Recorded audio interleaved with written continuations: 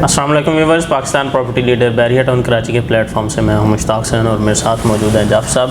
अस्सलाम वालेकुम, कैसे हैं जाफ़र साहब? अच्छा व्यूअर्स, हम जाफ़र साहब के साथ शेयर करते हैं मार्केट सिचुएशन, इनका जो एक्सपीरियंस है उसके लिहाज से।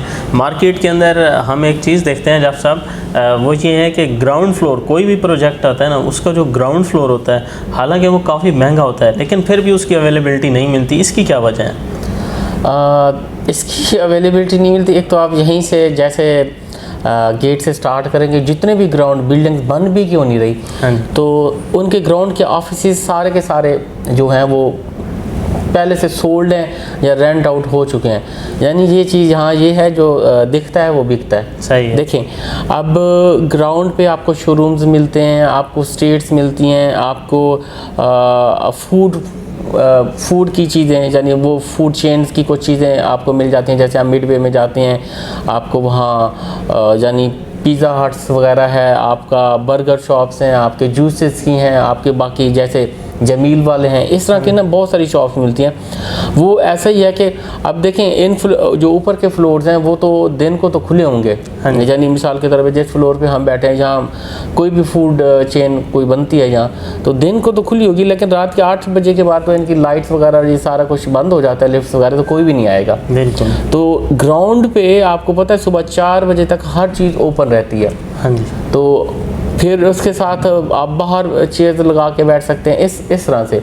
और बाकी मिसाल के तौर पर कुछ शॉप्स इलेक्ट्रॉनिक की बनी हुई हैं, जो भी चीज़ें बनी हुई हैं ग्राउंड पे, तो वही चीज़ें के दिखता है बिकता है, वो आपको सारी चीज़ें जो होती हैं वो अवेलेबल हो जाती हैं। ये रीज़न है कुछ इसकी। ठीक है जाफ़र साहब, हम जिस जगह पर मौजूद हैं यहाँ की थोड़ी चीज़ें डिस्कस कर लेते हैं। यहाँ पे जो बेसमेंट के ऊपर शोरूम्स वगैरह या कोई शॉप्स वगैरह हैं, वो तकरीबन कितना एक रेंटल इनकम वो गेन कर रहे होंगे? अच्छा, ये देखें कि इसका रेंट कुछ एग्रीमेंट 1 साल 2 साल पहले के हुए हैं। ये उस वक्त तकरीबन 50,000 से 60,000 पर स्क्वायर फीट भी की थी, ठीक है।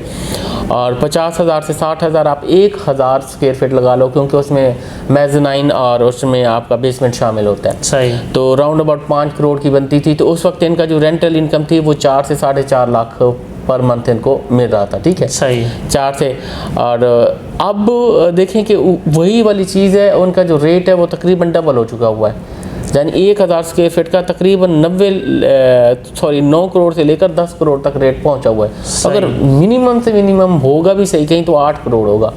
तो उसी एतबार से अब जो रेंट है उसमें भी इजाफा हो चुका है। अगर अब आपको 1,000 स्क्वायर फीट की कोई चीज़ मिलेगी यहाँ, तो राउंड अबाउट कोई 6 लाख पर मंथ के हिसाब से मिलेगी। 5 से 6 लाख में रेंट का इतना ज़्यादा इजाफा हो चुका है। सही। उसमें बैंक्स भी आप देखेंगे हैं पड़े, उसमें रियल एस्टेट के ऑफिसेज भी आपको पता है कि हैं पड़े, और उसमें फूड चेन्स हैं पड़ी, उसमें बेकरीज़ हैं, उसमें आपको ये मिल जाएंगे, और बताऊं कोई स्वीट्स की शॉप्स हैं, बहुत सारी चीज़ें आपको मिलती हैं। यानी यहाँ पे अगर हम कोई शोरूम्स वगैरह ग्राउंड के ऊपर कोई चीज़ लेते हैं, तो आप कहते हैं कि उसकी जो रेंटल वैल्यू है वो तकरीबन 6 लाख से 7 लाख तक है। हाँ। और इन्वेस्टमेंट चेक करते हैं तो जब ये स्टार्ट हुई थी, आज से 2 साल पहले लगा लें या 2.5 साल पहले लगा लें। मैं जिनाह की बात जी, मैं जिनाह की अगर आप उधर चले जाएंगे, मिडवे की तरफ चले जाएंगे, क्योंकि वहाँ तो आपको पता है 24 आवर सारी चीज़ें ओपन रहती हैं।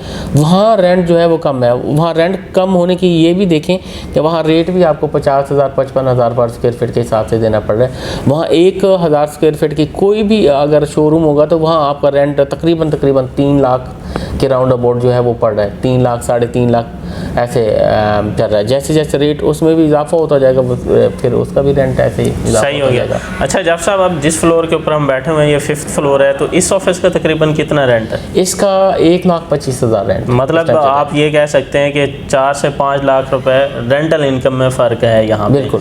यानी इस वजह से लोग, अगर कोई रखता है उसके पास इतनी कैपेसिटी है, पैसे हैं, इसलिए लोग शोरूम्स वगैरह लेना चाहते हैं, क्योंकि वहाँ पे जो रेट इंक्रीज़ होता है, वैल्यू जो होती है वो भी काफ़ी ज़्यादा इंक्रीज़ होती है, और रेंटल इनकम भी काफ़ी ज़्यादा। देखिए, लोग जो भी हिसाब अपना करते हैं कि एक तो पैसे बढ़ते हैं, और दूसरा ये देखें कि 3 to 5% उनको भाई मिल रहा हो रेंट। सही है।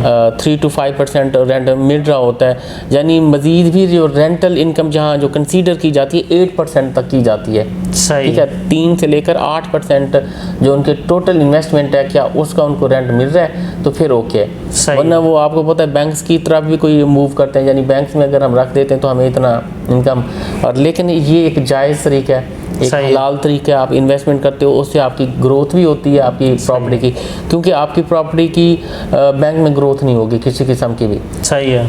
यहाँ आपकी ग्रोथ भी होती है और दूसरे नंबर पे आपको उसकी रेंटल इनकम भी आप इंजॉय कर रहे होते हैं, या कल को आपने ख़ुद कोई चीज़ बनानी है तो वो भी आप बना सकते हो।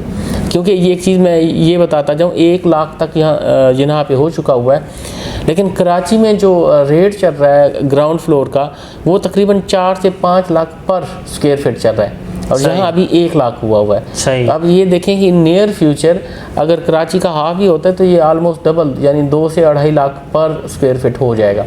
वो रेट का इजाफा, फिर रेंट का इजाफा, तो इस वजह से अभी जो प्रॉपर्टी लेनी है ग्राउंड पे बहुत ही मुफीद है। यानी कंपैरेटिवली अगर आप चेक करना चाहते हैं कराची सिटी के ग्राउंड के ऊपर चीज़ें और यहाँ पे, तो उसके मुकाबले में चीज़ें यानी यहाँ पे काफ़ी सस्ती मिल रही हैं। सस्ती मिल रही है। देखिए कराची एक मेगा सिटी बना हुआ है, रेल पेल हर चीज़ की। हाँ। अभी वो बहरिया टाउन में अगर हम कंपेयर करें तो अभी वो रेल पेल बहरिया टाउन में उन चीज़ों की नहीं है। रियल स्टेट के तो ऑफिसेज बहुत सारे हैं, बाकी हम देखेंगे बहुत बड़े बड़े जो चीज़ें, मिसाल की तरफ को शोरूम तो हैं, इसके अलावा बहुत बड़े ब्रांड्स नहीं है जहाँ जिसकी रेल पेल हो अभी। हाँ जी। तो इस वजह से भी रेट कम है। जैसे जैसे इन चीज़ों की रेल पेल होगी, वो किस वजह से होगी, जैसे जैसे आबादी होगी उसी तरह से फिर रेट में भी ऐसा इजाफा होता जाएगा सारी चीज़ों का। सही। नेक्स्ट जाफर साहब, as per my experience ground floor के बाद जो फूड कोर्ट की शॉप्स हैं वो काफ़ी, उनकी अवेलेबिलिटी भी काफ़ी मुश्किल से ही मिलती है, उसकी क्या रीज़न है? देखिए फूड कोर्ट तो कुछ जैसे मेगा मॉल बन रहे हैं उनमें दिया हुआ है। हाँ। उन्होंने वहाँ किचन वगैरह सारा कुछ दिया हुआ है। अब यहाँ फूड कोर्ट के लिए अब ये है कि आप किचन नहीं बना सकते हो। आप ग्राउंड पे कोई भी आप बना रहे हैं तो स्पेशली जैसे इसमें देखें मिडवे में देखें उन्होंने किचन वगैरह तो बनाए हुए हैं कुछ, ठीक है। बाकी यहाँ आपको जिन्हा के ऊपर किसी किस्म की ऐसी परमिशन नहीं है। हाँ, चीज़ें बनी बनाई आप लेके आते हो, यहाँ सेल करते हो, लाइक बिरयानी या कुछ इस टाइप की है, हल्का सा उसमें गरम करके ओवन वगैरह में या इस तरह से वो कर रहे हैं। बाकी सारी इस तरह से परमिशन नहीं, क्योंकि ओपन किचन लाजमी चाहिए होता है बड़ी चेन्स को, जो फूड कोर्ट ख़ास कर होते हैं तो उसमें लाजमी उनको चीज़ें ये चाहिए होती हैं। अच्छा जाफ साहब, माई लास्ट क्वेश्चन कि मेरे पास अगर कोई 8 से 10 करोड़ रुपए हैं और मैं आपको बोलता हूँ कि ये मुझे इन्वेस्ट करने हैं, तो आप कहाँ पे इन्वेस्ट करवाएंगे? अच्छा, इसके लिए मैं खुला मशवरा दूंगा। देखें 8 से 10 लाख आप इकट्ठा इन्वेस्ट करना चाह रहे हैं, 8 से 10 करोड़, सॉरी 8 से 10 करोड़, तो यहाँ तो 8-10 करोड़ की प्रॉपर्टी आप इकट्ठा ये कर रहे हैं, यानी कोई चीज़ बनी हुई आप लेना चाहते हैं तो वो भी बेस्ट है, रेंट आउट हो जाएगी। तो इसको बैठ के ना हम मैंने 12 जिक्र इसका कमर्शियल प्लॉट्स का भी किया। इतनी अमाउंट में आपको कमर्शियल प्लॉट भी मेरे ख्याल में 2 से 3 133 गज के मिल जाएंगे। क्या वहाँ इतनी इनकम बढ़ेगी? वो भी हमने देखना है। और वहाँ आपको रेंट नहीं मिलेगा। क्या वो चीज़ हम यहाँ ले लें तो हमें रेंट भी मिल रहा है, सालाना रेंट जो है वो राउंड अबाउट कोई 60-1 लाख रुपए जाके आपका रेंट भी बन रहा है और वैल्यू में भी इजाफा होगा। तो कंपेयर करके चीज़ें बताई जा सकती हैं। अगर एक शख्स जो है वो रेंटल इनकम एंजॉय करना चाहता है तो वो यहाँ ले ले। अगर एक शख्स है बिल्डिंग अपनी खड़ी करना चाहता है या वो वैसे इन्वेस्ट करके रखना चाहता है और कल को बेच के अर्निंग करना चाहता है तो वो फिर कमर्शियल प्लॉट ले ले। दोनों मशवरे होंगे मेरे। थैंक यू वेरी मच, बहुत शुक्रिया। व्यूअर्स, मज़ीद इन्फॉर्मेशन के लिए स्क्रीन पे दिए गए नंबर्स के ज़रिए से रब्ता करें। थैंक यू, अल्लाह हाफ़िज़।